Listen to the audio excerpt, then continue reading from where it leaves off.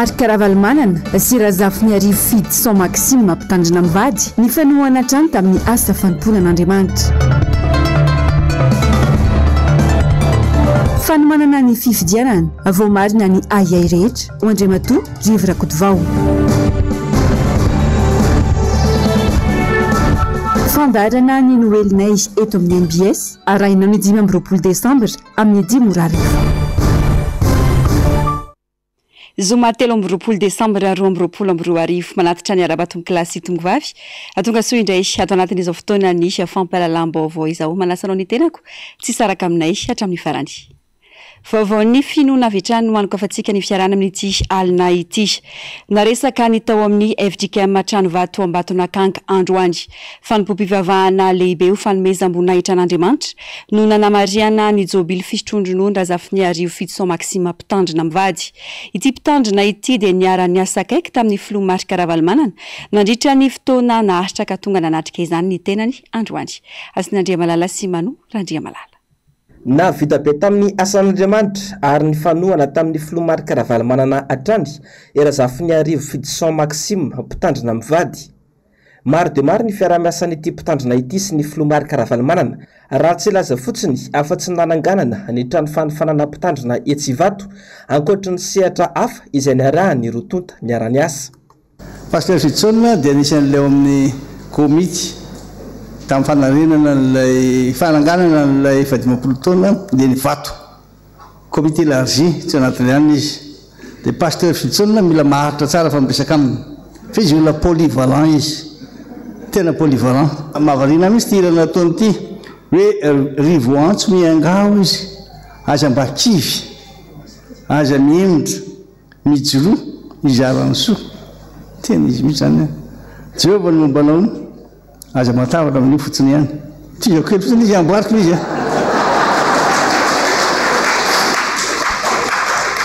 Tena nafinaritra niaraka taminy, tena nety. Ary zay le fahagagana tantarainy teo. Faharoa ny asa nataontsika niaraka. Tena zava-dehibe na tamin'ireny le herinandro masiny ireny ara tadidika mihitsy nanaovana izy. Ty foana nanaovana an'izy. Nisy fotoana betsaka zany niarahana taminy. Dia izy koa araka le lazakanareo hoe mila manana faharetana tsara. Resaka aminy tsy maitsamaitsy zany fa miatra zany eo tsy izay.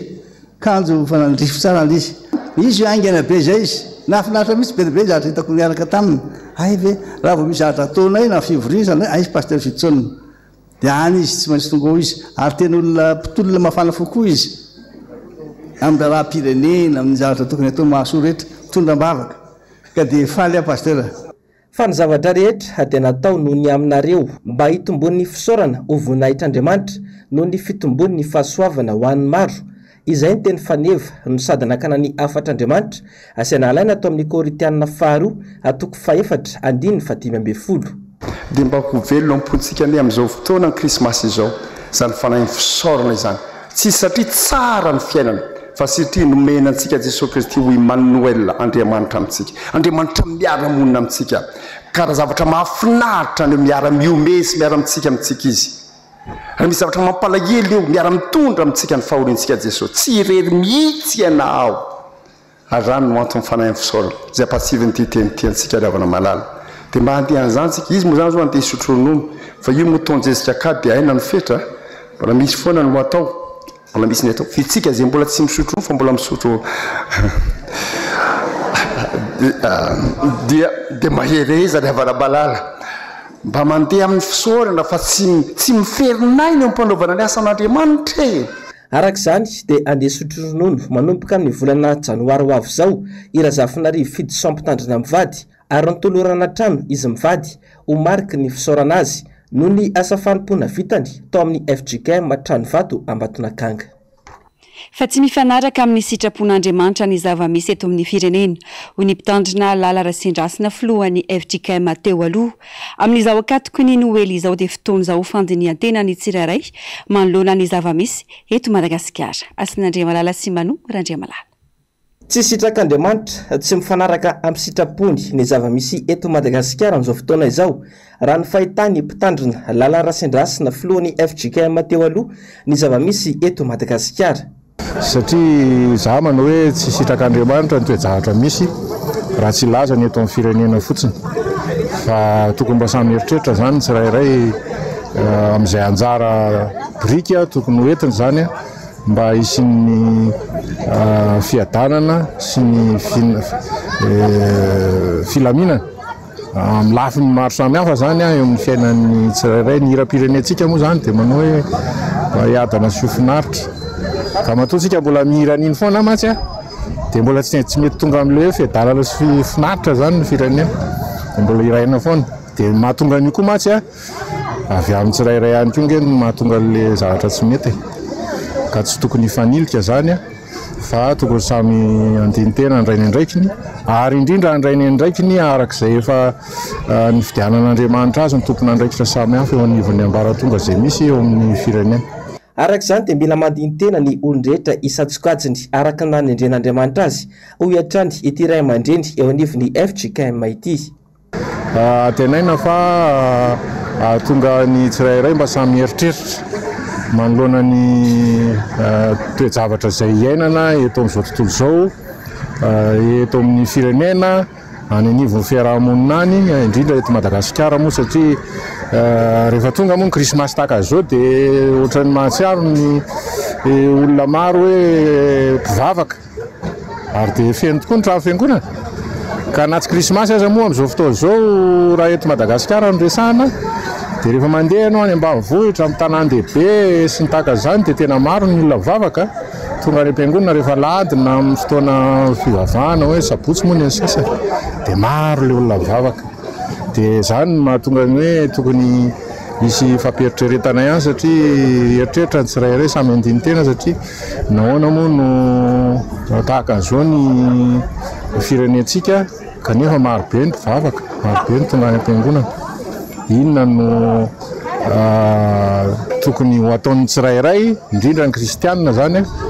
mba tena nehoany tokoa fa mivavaka izy nehoany fa manana finoana izy ary iainany izany finoanan'ilay Jesosy Kristy tonga mba hamonjy zao tontolo zao zany. Anisan'ny tranga mampivarahontsana tsy mifanaraka amin'ny sitrapon'Andriamanitra izao ny alatra voamaso izay nirongatra izay tsy izy ny fangalana ankeriny ny fampahantrana ny vahoaka malagasy fanabadona ny mpiray tanindrazana fandranana antsokosoko ny arem-pirenena mba ho tombotsoa ny olombitsy ny kolikoly ary ny fanambakana miseho amin'ny endriny maro samihafa fotoana izao andiniha tena tsirairay avy araka nambara ny filohan'ny FJKM teo aloha.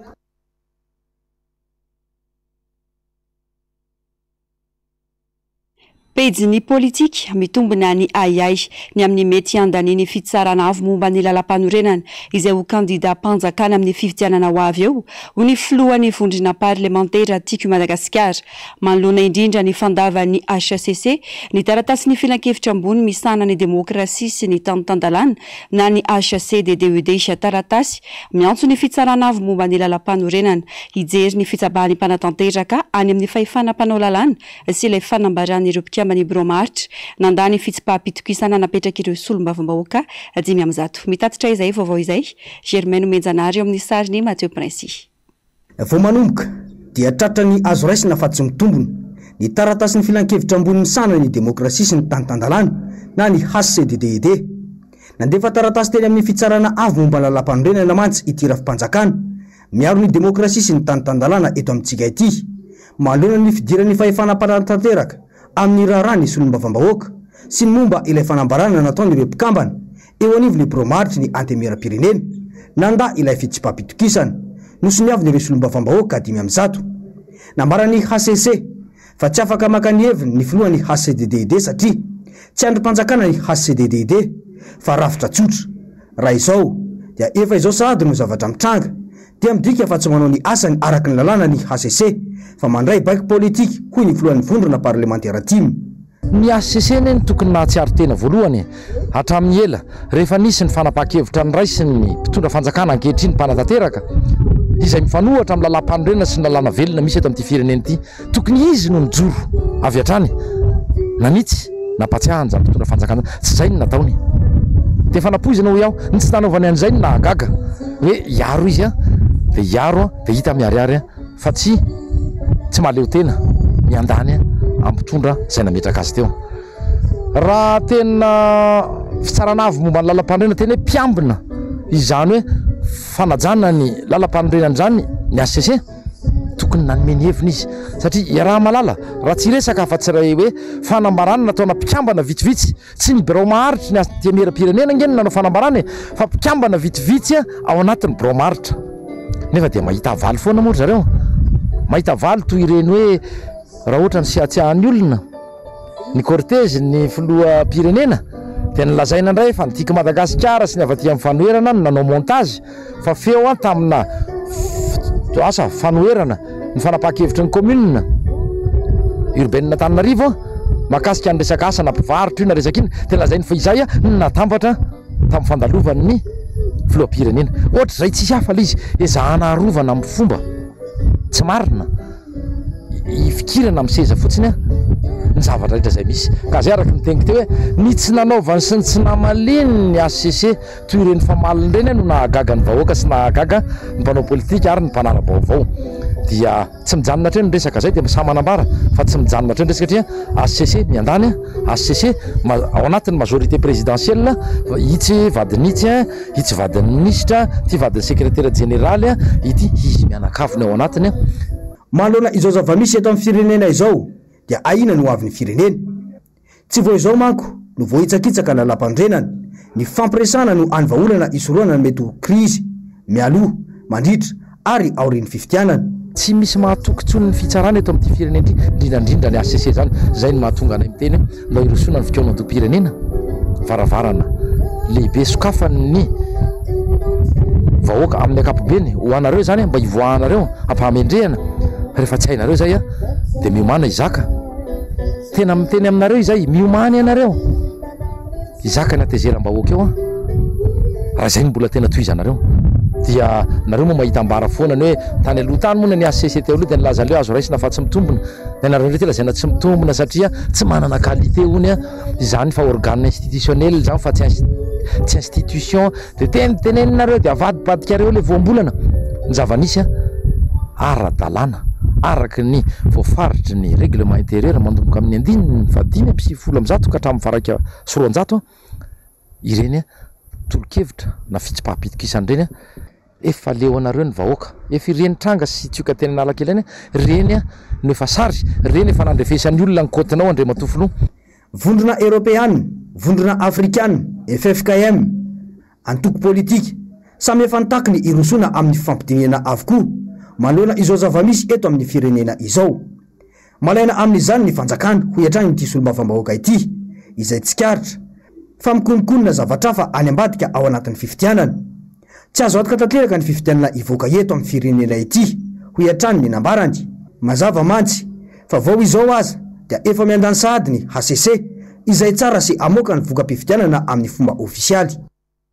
fotoana ny fanondrana ny Madagasikara ireo volo fanondrana toy ny letriny farany taona toy izao manoloana izany tsy tokony totongana ny sandany ariary hoy Jean-Jacques Ratsetson Paetoekarena kanefa raha ny zava-misy dia tsy mitsahatra ny totongana ny ariaritsika mihoatra ny 704 ariary euro ray raha 504 ariary latsaka kely ny ray dolara fanampanazavana entiny Germaine Menjanary sy Mathieu Princy aina isy ambadika ny mampitotongana ny sandambola malagasy amin'izao io hoy ny Paetoekarena Jean-Jacques Ratsetson eo ny marché interbancaire de devise na ny NID izay manahirana ny ariary saingy misy olona mahazo tombontsoa manokana amin'ny fampidirana entana eto Madagasikara amin'izao fotoana izao ka anaovana antsirambina ny sandambola malagasy vao omaly no 704 ariary ny ira euro androany anefa dia tafakatra 704 ariary mahery izany misy fiantraikany govana amin'ny fiatrehan'ny malagasy ny fiainana andavanandro io sandambola io laza be le miankina amin'ny tolotra sy ny tinady eo fa rehefa jerena ny amin'izao fotoana izao zao miditra ny volatsika amin'ny letchi dia magaga vomaika ny endanja ny sandambola dikan'izany ny tena marina io manipulation fotsiny eo manipulation akory fotsiny nataon'ny olonao olombitsy rehefa mety aminy miditra ny devise dia ataony midina be ny ariary dia mahazo ariary be dehibe izy dia rehefa moaka vola izy dia totony ny ariary dia ariary vitsivitsy dia efa azahoany euro zao fanjakana tsy manambola mametraka démission ny DG en finance sy ny gouverneur fa hoe tsy mekena fa io ngena ametraka démission isan'andro arô ka hosoloana isan'andro olona ny rafitra no mitondra an'io fa tsy olona de rehefa tsy mety ny rafitra na isololona isam-bolana ary tsy mandeha io na démission isam-bolana ary olona reo tsy mandeha io de io ataoko hoe tsy maintsy maka fanapa-kevitra amin'ny fitondram-panjakana foanan'le midy marché interbancaire de devise de miverina amintsika amin'ny fiandranam-pirenena amin'ny vola malagasy raha vao miakatra ny euro sy dollar de tonga de mialafo ny entana farana avy any velany de hiakatra zany ny vidikena zay nge ny tena conséquence ny voalohany tadidio fa rehefa mahazo aina ny vola gasy voaingana nge ny vola gasy tany amin'ny 3900 ny dollar 3900 ariary ny dollar zao izy 4500 ariary na 4600 efa miramirany 4000 efa miramirany 5000 ariary tamin'izy midina tsy misy vidin'entana midina io foana anao veriperika manatitra an'le midy rehefa mahazo aina ny santam-bola tsy midina ny vidim-piainana fa mijanona eo fa vao miakatra voasahinana le santam-bola miena ny santam-bola miakatra indray no ny vidim-piainana de rehefa midina mahazo aina indray santam-bola tsy mihetsika iny fa vao miakatra indray vao midina indray santam-bola miakatra indray no ny vidim-piainana zay mahatonga ny hoe ny fiainan'ny santam-bola 7000% fa ny fiakaran'ny vidim-piainana atao anatin'izay fepitaona zay 50000% fitoavoany ny fanomezana ny fa efa mividy ny vahoaka malagasy no vahaolana ho an'ny firenena ankoatra ny firosonina amin'ny tahambola tsy miovaova sady mananasa ny malagasy no voky sakafo ara-pahasalamana ihany kio raha afaka mihinana yaourta roa isan'andro fotsiny gasy tsirairay raha 20 millions amin'ireo gasy 28 millions reo afaka mividy yaourta roa isan'andro mila 40 millions tsika pot de yaourt isan'andro ataovy ampitombohy telopolo zay mila 1 milliard 200 millions pot de yaourt isam-bolana 400 tico vao mahavita an'izany la ataontsika mahavita 100 000 ny tico ray androany nefa tico zany sira fa tsy mahavita 100 000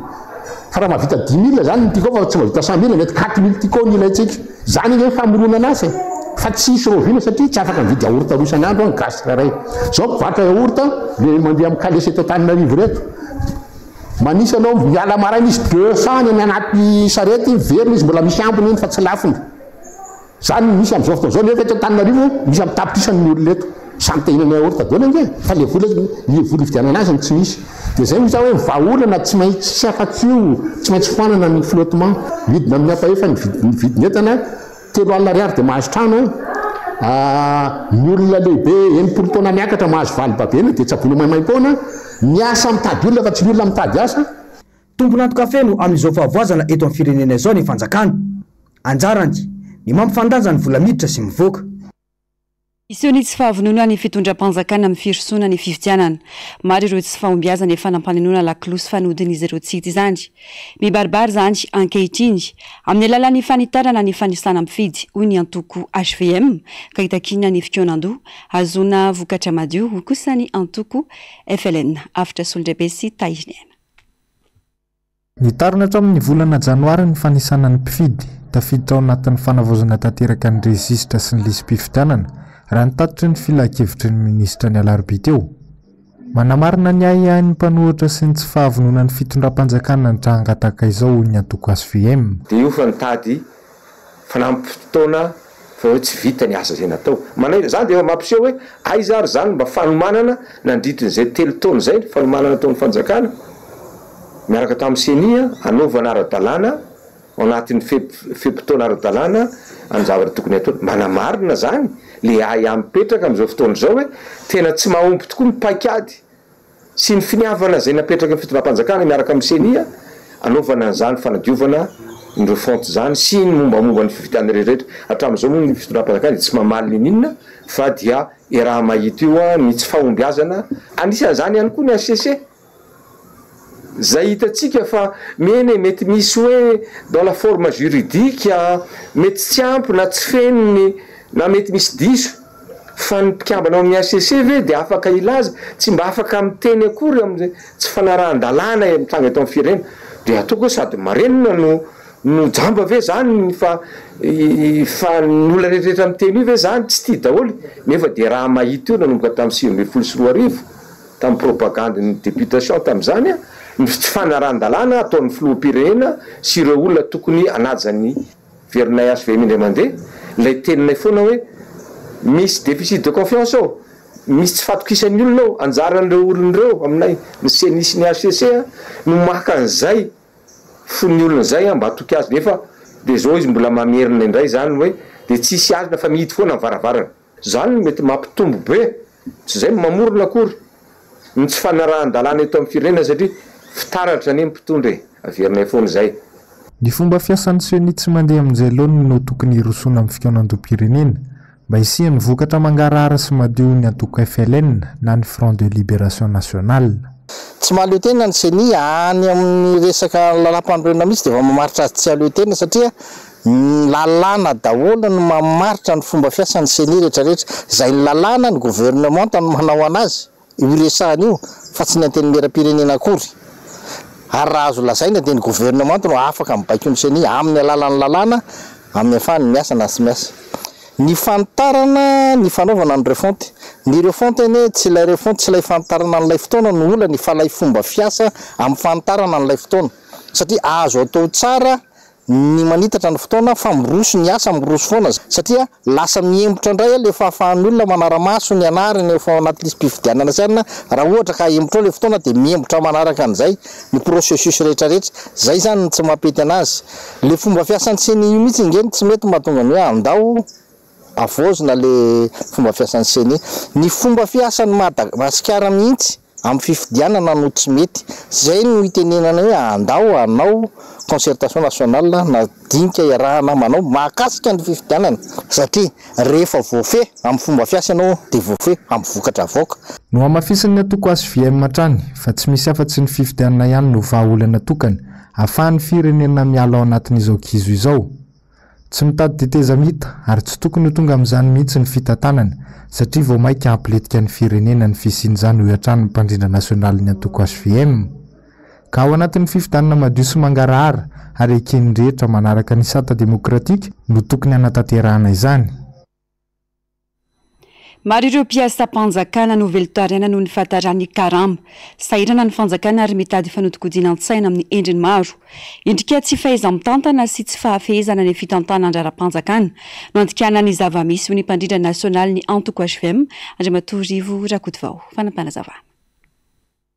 Sahirana ny fitondram-panjakana ka mitady famonoana afo amin'ny lafin-javatra maro. Manary toko sy fitokisana amin'ny fanjakana ny mpiasa noho ny tsy fahaiza-mitantana. Mpanao communication amin'ity fitondrany aloha hoe manao diversion kely avilivily kely ny sain'ny olona satria ny olona zao mifantoka be da be amin'ny hoe taiza ary mbola nisy teto amin'ny firenentsika izany hoe tsy voaloha ara-potoana ny karamany mpiasa mpanjakana fa nakaiza ny vola mafy be ny mipotra amin'ilay izy fa inona azy dia maramila gendarme ny polisy solon'Andriamanitra fa reny tonga dia naloha daholo satria raha ireny tsy voaloha sahirana ny firenentsika fa le olona tsy manambasy ato zany tsy manana tanjaka na mety trotra eny amin'ny arabe dia hosakana andreo dia ho lazaina hoe manotona ny filaminana anatiny mbola lazaina oatra ny tany Antoliara ary hoe tamin'ny inculpation hoe mamofopofona tady anonga-mpanjakana zay foana zany no entina eto amin'ny firenena kanefa dia hita io zao mbola tsy nisy anditan'izay faleovan-tenantsika hoe mandalo fahasiarana ny fitondram-panjakana tsy maloha akory ny karamany mpiasa iaraha malala zany 23 décembre androany nidina fotsiny ny androm-panjakana sasany mba tsy isin'ny grevy dia nidina hoe tsy miasa sika. Misy sy mibaribary ny faharesin'ny fitondram-panjakana tsy mandeha amin'izay izy intsony ny fitantanana ny firenena. Tsy hita mazava ny tena antony nampiasana ny volam-bahoaka ny fampanantenana amin'ny toetsy akitsanina kanefa no eto manana tsy misy. Olana ra-mpianakaviana fahasahiranana isan'ireo sakana tsy ahavitany ireo mpivady miroso amin'ny tokantrano ara-dalàna. Antony ihany koa tsy ahavitana kopia naterana sy kara-panondro manoloanjany dia nisy ny hetsika manokana natao teny Mahambotry Mandraka androany fanadihadiana eo amin'ny sariny Mathieu Princy. Taratasy iray manambara ny maha-olom-pirenena ny fananana kopia naterahana sy kara-panondro-pirenena. Raha ny lalàna dia voateraka ny zaza iray dia efa tokony anaovana kopia. Raha voafeny taona kosa ny olona iray dia tokony misitraka kara-panondro. Na fianarana na asa dia antota taratasy voalohany takiana ireo. ho antsika eto Madagasikara nefa tia betsaka ireo tsy manana kopia na karapanondro noho ny antony maro samihafa. Ho anambotro manjaka manokana nanaovana ezaka manokana ireo mpifindra-monina sy ireo zazateraka ivelan'ny tanàna. Fepetra maromaro anefa no tsy maintsy fenony raha manao izany. Na vity zay a 570 sy 900 zaza tsy nanana kopia na vitana kopia ary am'izao andiny faharoa an'izao ndray zay hotanterahana keo am'ty faraparany taona ty dia misy eo amin'ny 570 am'zato zao mba ialana amin'ny ezaka sy fandanina ataon'ny fanjakana na hoe mety sy fahamarinana sy fahamarinany fitombenany le kopia na ny karapanondro ireny dia miezaka manao an'izany zay mba ananany zaza feno koa eo amin'ny fototra iorena na ny ampianarana na ny an-tany mamonina sy ny zavatra ilaina amin'ny andro falehibe azy satria ny kopia zany azy adintsika fa iny ihany zany mitarika azy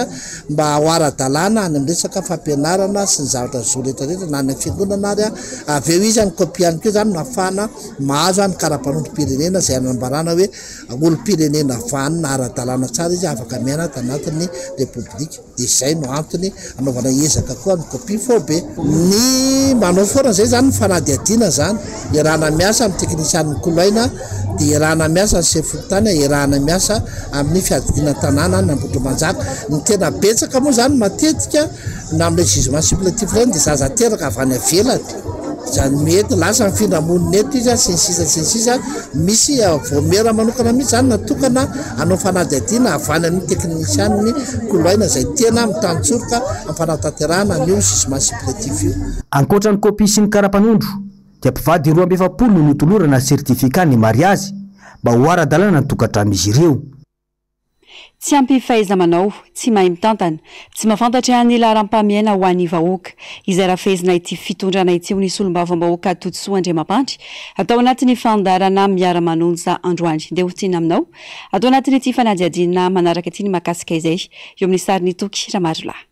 Enatra ho an'ny firenena malagasy ny firafitry ny délégation solontenan'i Madagasikara nandritra ny fionana teo amin'ny firenena maro tany Etazonia fisehosehoana mbetsaka tsy hitakory izay tena vokatry ny dia ary tsy mba nisy mitatitra natao an'ny vahoaka akory. Mila mianatra sy mifampiresaka amin'ireo efa manam-pahaizana rehefa tsy voafehiny zany hoy ny fanazavana. Tokony mba miresaka amin'ny olona maresaka hoe diplomasia na stratégie olona mahay stratégie sy resaka relation internationale no tokony hoentina nydeva zavatra tahaka reny fa tsy zay petsam-bava rehetra zao akory dia hoentina eo akaikinao anatin'izy nefa zao ny vokany tsy nitondra ninina zany tao anatin'izay tena mamenatra reny zany dia hoe sasalany hoe manivaiva mihitsy ny androm-panjakana sy ny vahoaka fa ianao raha rehefa hoe filoam-pirenena daholo iny dia tokony ianao samy misedra an'izany hoe za filoam-pirenena neto fa tsy mila minisitra na député na mpanolotsaina dia ianao koa rehefa minisitra tsy tokony isalovany miasana filoam-pirenena zany fa ianao zay minisitra teo iny tsy filoam-pirenena mandrakizay mihitsy ianao fa tena mahamenatra ho aly izy tsy hainareo mihitsy zany a dia hoe inona natao hoe homme d'état zany inona ny asany inona ny andraikiny ary ahoana fomba firesahana rehefa zavatra iraisam-pirenena tahaka ireny manao tompotrano ny ononareo an'ny vahoaka malagasy nefa ny vahoaka malagasy ny manakaramanareo ny volam-bahoaka no entinareo any ivelany dia manina no atao an'izany le vahoaka e tsisy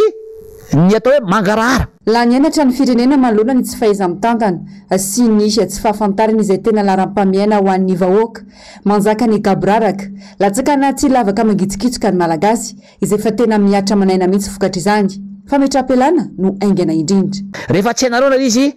dia meny olona mahay azy ny fitantanana ny firenena ary androany a dia mitendray rehefa tsy mainareo rehefa tsy vitanareo mionaraka anaovanay azy a fa vitanay io e vitan'ny flora valomanana sy ny tia maranga io a ainay ny manarina an'io a nareo sady tsy hainareo no mijery laharam-pahamehana tsy hainareo ny mitondra ny firenena ka braraka ny fitondranareo ny raharam-pirenena tsy mba mijery ny vahoaka nareo jerevika am'izao krismasy zao fa niry tena mahoniana fa ity ny krismasy mafy indrindra nazahoana ny fahaleovan-tena natramin'ny 15 taona nazahoana ny fahaleovan-tena ity ny farany taona mafy indrindra sy mafaitra indrindra tao anatin'izay 15 taona zay nareo zo amin'ny fitondrana ny nahatonga an'izay iatrika taona vaovao zany olona de inona mosary fantrano kere nefa lazaina fa oeraoera hoe champion ny nutrition hony champion miresaka industrialisation hony fa tsy menatra vienareo e kiondalana lehibe ho an'ny malagasy ny fiatrana ny fifidianana ho amin'ny taona 2024 avy io mitaky fiara-miasa sy fiara-mientany rehetra izany isoroana ireo kilalao sy kajikajy maloto mety atao ny fitondrana 2023 io de anovantsika ny pejy anovantsika ny tantara ny ty fireneny ty ary eto de manao antsoavo sady ho an'ny vahoaka rehetra mba hisoratra anarana any amin'ny fokotany zay misy atsika mbola maro isika ny tsy nisoratra anarana fa io rehefa misoratra anarana tsika rahagalabata takan'iny eo areo rehefa voaratsika maso hatramin'ny ABCDE tsy maka izany reo ry vahoaka malagasy a rehefa miray iny isika fa iaro zay hoe iaro ny safiditsika zay rehefa tonga daholo tsika miray ina miara misalahy manaraka ny toromarika sy torohevitra ataotsika nangalabaty impireo reo a Andriamanitra mijery atsika miahatsika ao anatin'izay a rehetra zay vaovao sosialy efa andohalika ny ranombary manjaka tanteraka ny tsy fandriam-pahalemana amin'ny distrika namparafaravola amin'izao fotoana izao misy eo amin'ny endriny maro zany ka mampitondra faisana ny mponina ny antoerana miantso ny tompona ndraiky mpanjakana amaity olana ity ny solombavam-bahoaka arabeky izany voafidy atao antoerana ny Riandrianarivony MBS Ambatondra Zaka lasa manitsilavo ankehitriny ny Cameroun ny mponina ao anatin'ny distrika Parafaravola sy Ambatondra Zaka tao anatin'ny herinandro vitsivitsy zay de sisy lany ny fanafianjola sy ny alabody manao antsoavo makasy indrindra ny solombavam-bahoaka arabeky izany na solofohery voatonga taty tokoa de marisarisa ny resaka tsy fandriam-pahalemana ao ny vakivala ao ny asa resaka kidnapping indrindrandrindra ny alabody ny antony dia sahirana le vahoaka nefa nazanona tsy zany mpitandro filaminana koa indrindrandrindra any faritra mpitandrefana sy ampitatsinanana ty dia ohatrany raviravitanana manoloana an'izay zava-misy zay dia manao antso aty amin'ny mpitandro filaminana rehetra aty amin'ny distrika Ambatondra Zaka sy distrika Parafaravola indrindrandrindra ny distrika Parafaravola mba hijery akaiky ny resaka tsy fandriam-pahalemana satria miaina mitebitebena ny vahoaka na aty amokatra ary izy dia tsy afa-mamokatra satria miaina ao anatin'ny tebitebena ny resaka kidnapping dia amafisiky foana ka dia manainga ny tompona ndraikitra rehetra ao anatin'ny filaminana mpitandro filaminana rehetra mba hiaro ny fananany sy ny jery akaikin'ireo vahoaka ireo ny mpitandro filaminana amin'le resaka filaminana Fokotany 5 ahitana olona manodidina ny iray alina izany hoe tokantrano 570 eny amin'ny vohitra Manjakamiadana Ambohidepo na ary Faravohitra sy ny manodidina no atahorana mafy amin'izay mety ho fiotsahan'ny tany. Saina miloko mena manodidina ny 400 no napetraka tamin'ireo toerana tandindondoza. Miaramila sy mpamonjy voina no nametraka izany nandritra ny 5 andro. Mandeha ihany koa ny fanentana nataony eo anivon'ny fokotany ny tokony alana ireo voakasika eny amin'ny toeram-ponenany tafiditra ao anaty ny vanim-potoana ny fahavaratra rahateo eto amintsika amin'izao ny fahamalona no zava-dehibe ary misoroka mialoha amin'izay mety oloza tampoka indrindra fa mitohy tsy mijanona ny orana izay mety ampiotsaka ny tany. Fa tsy nahavita ny homana araboly hatrany ny fetin'ny krismasy ny santokantrano raha ho an'ny etsy amin'ny komina Ambohitrimanjaka miala kely ny renivohitra anaty fasahirana natanteraka ny rehetra ka tsy afa-manoatra noho ny fasahiranana. Afitra Solondrabe sy Taiziniana. Midangana ny vidim-piainana, sahirana ny isan-tokantrano, ny hoanina an'io tadavina an'io ho an'ny ankamaroan'ny malagasy. Tsy takatra intsony ny vidiny entana ilaina andavanandro ho ireo mponina eny amin'ny komina Ambohitrimanjaka. Mitovy amin'ny isan'andro ihany ny fankalazana ny fetin'ny krismasy ho an'ny ankamaroany izay kely misy eo no hifaliana. Tsy misy fanomanana fa vola zao tsisy budget amin'izany. Miaina amin'ny fiainana rehefa misy hoanina aloha dia izay fa tsy misy kilalao izany. Vola ny confinement, ny asa tsy misy, ny fiainana sarotra. Tena miakatra be ny vidim-piainana ny vary zao efa lasa 700, 700. Efa ila tsy ho takatra ny malagasy tsony ny vidim-piainana. Ohatra san'andro ihany. Ovana hoe ahoana? Tsy misy fanomanana be. Tsisy. Ilay fidiram-bola tsy misy. Tsy tainona no manina fa mandeha vavaka fotsiny. Ie mety voaka kely. Fa eto Antananarivo ihany. Fa mialana votra manjaka fotsiny. Tena sahirana dia tsy maintsy kely apila tanana no ingana. Voana tsy misy ny kilalao tsy tsara ke. Raha malala vary tsara ka ny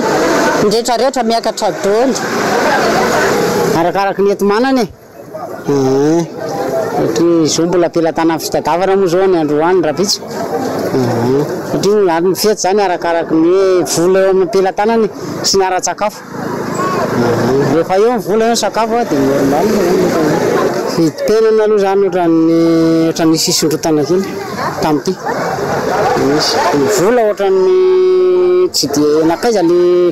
vola zany ohatran'ny karama tsy dia misy. Vidim-penana ny sondro, vidim-bary mihitsy ny tena entana.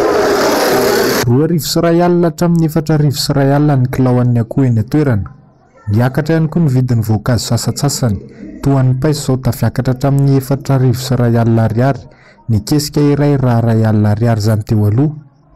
Ny tsena nefa tsy mandeha hatramin'ny androany ireo mpivarotra. Mbola kamantatra ihany koa ny fetin'ny faran'ny taona. Ny antoko-pihira avy eo amin'ny sampana tanora kristianina Ambodiaty sy ny tanora Masina Itosy indray no entina aminao tanatin'ity fanadihadiana manaraka ity. Anisany mandray anjara amin'ny fandarana manokana ny noelinay akarakara ny MBS izay andeha eto amin'ny fahitalavitra ny 20 Desambra izao zany amin'ny 10 arivo. Razo Varazafy Mahina sy Andry Rakotomalala.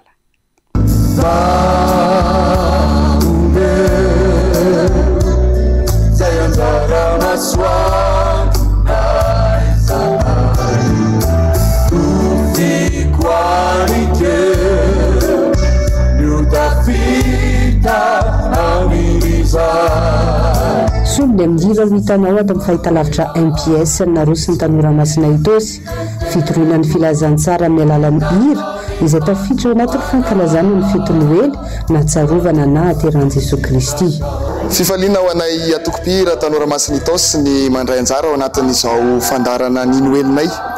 eto amin'ny televiziona MPS izao. Fifaliana ho anay ny mamaly ny antson'izy ireo satria dia izany no antom-pisian'ny atoko-pihira tanora Masina Itosy dia ny toro ny filazantsara amin'ny olombelona rehetra ary ararotinay izao vanim-potoanan'ny krismasy izao amin'ny tanan'izany mission zany anjara andraikitra nomen'Andriamanitra zany dia ny fitoriana ny filazantsara amin'ny olombelona rehetra mba ho tsapantsika tokoa fa ny krismasy dia tsy hoe zavatra ity ivelany ihany hoe toy ny hoe zavatra commercial be sy ny toy izany fa tena hoe ilay fototra dia ny atsiarovantsika ny fiavian'ny mpamonjy tetỳ ambony tany izy ilay tonga nofo tonga amonjy antsika tsirairay avy ary tsy misy tsara mihoatra ny hoe amin'izao krismasy izao dia manavao indray ny fanolora-tena na ny hoe fanekena ny tompo ho mpamonjy eo amin'ny fiainanao ianao dia fifaliana ho anay zany ny manome firaritsoantsika tsirairay avy ny atokantrano any manaova krismasy sambatra tompoko dia ny fiadanan'ny tompo hitoetra amintsika tsirairay avy.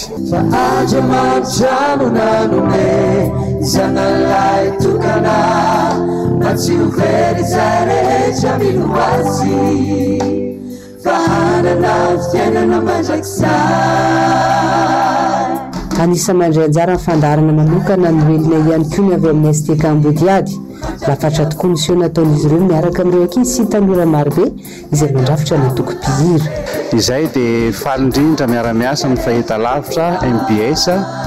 ny amin'ny fandarana hoe ny Noelinay. Tena tianay tokoa zany fiara-miasa zany ho fampelezana ny filazantsara ka izay no antony nanakianay ny fanasana izay nalefan'izy ireo. Ny alahady 20 Desambra ho avy izao no anaranao ny fandaharana eto amin'ny fahitalavitra MBS amin'ny 10 arivo. Antoko-pihira marobe no nanaiky ampitiavana ny fanasana ampianokanao izany fety Noely izany. Mifandraiky amin'izay vaovao izay miaina ao anatin'ny herinandro sambatra isika izao iandrasana ny fahatongavan'i Jesosy ny 20 Desambra ho avy izao. Fotoana anehoana ny fitiavan'Andriamanitra ray antsika. Tantara ankira narindra antsihatra na comédie musicale no iandrasana izay fiavin'ny mpamonjy izay ho an'ny Sevametsy Ankadivato fanadihadiana. roa arivo-taona lasa mahery no natongavany Kristy teto an-tany amonjy ny zanak'olombelona mandalo sedra ary efa saika iainantsika amin'izao fotoana izao ireo fambara ao amin'ny soratra masina fa efa akaiky ny fiavin'i Jesoa ho avy ny fotoana rehefa tonga ny farany dia anavaka ny azy ny tompo izany kisary izany no ao anatin'ny comédie musicale lalaovin'ireo tanora atao amin'ny seva Makadivato ny aliny 24 Desambra hitsenana ny mpamonjy. Comédie musicale manko dia ahafahana mampiseho zavatra rehetrarehetra mihitsy hoe zao vanim-potoana iainantsika zao inona zavatra voalaza ten'Andriamanitra manoloana an'izany misy dikany daholo zavatra rehetrarehetra indrindra izany hoe efa akaiky ny farany dia nitazona ao anatin'ilay izy izany dia tena hoe ampiseho an'izay ampiseho amin'izay amin'ny fomba tsotra izany sy mora andraisan'ny olona mihitsy izay afatra lehibe izay hoe mila miomana isika fa misy dikany daholo ny zavatra ampiseho rehetrarehetra ary efa voalaza ten'Andriamanitra efa ela izany ohatrany hoe fa tanterahany faminaniana izany ilay izy dia ireo tanora ny fiangonana no namorona sy nandrindra ny seho na ny mozika nandihy toraka izany ihany koa ireo haingon-tsehatra 3D sy ny rindran-tsary.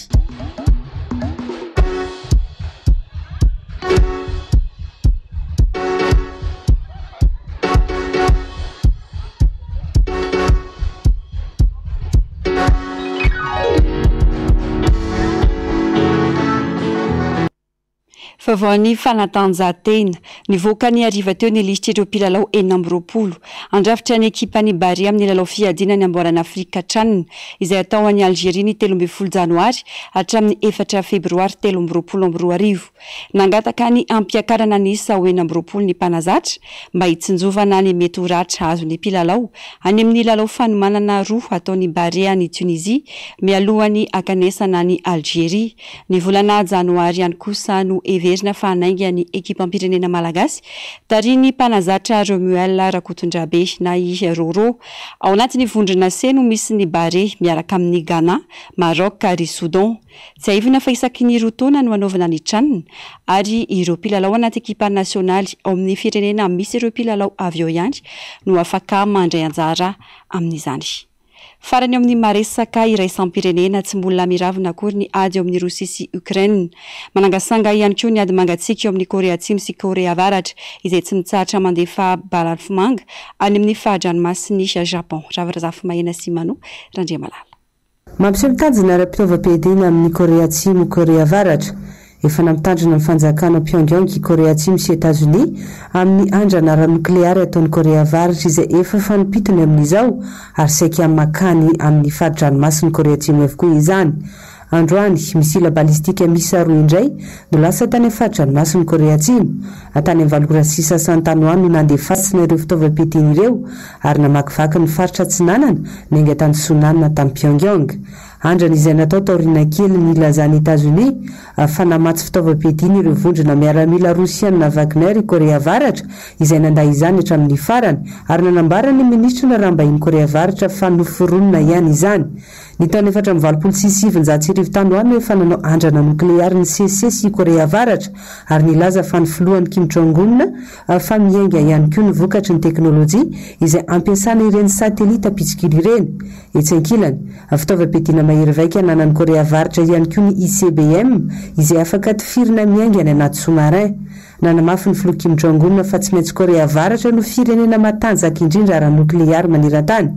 Vokatry ny tsy fanaran-dalàna samihafa kosa mifanesesy ny sazy avy amin'ny firenena Ankambana ao amin'ny Pyongyang nanomboka ny taona 2014. Ho famalina izany ihany koa nanatanteraka andrana niaraka i États-Unis sy Korea Atsimo ka nampiasa ireo karazana fitaovam-piadiana bombardier amerikanina B-52H. Toy ny mahazatra ny fandarana ona marina sy Global News no arahinao vetrany aorian'izao fampalalam-baovao izao. Un refuge pour Noël io kosa no alohateny horonan-tsary atolotry ny MBS anao amin'ity alina ity ny tenako mametraka ny mandrapitafa ao amin'ny rampitso indray tomboky lasy tomboky vavy.